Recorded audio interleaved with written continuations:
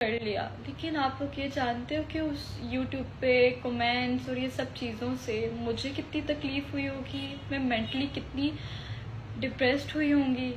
मैं ना एक अच्छे ख़ानदान से ताल्लुक़ रखती हूँ, एक शरीफ ख़ानदान से, तो मेरे लिए कितना मसला होगा आप लोगों को ये नहीं पता।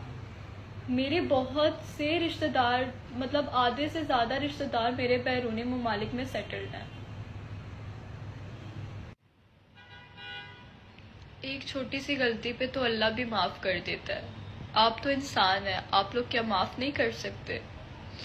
मैं फिर से माफ़ी चाहती हूँ, आप लोग को मेरी वजह से दिल दुखा, आप लोग हर्ट हुए। I am really really sorry.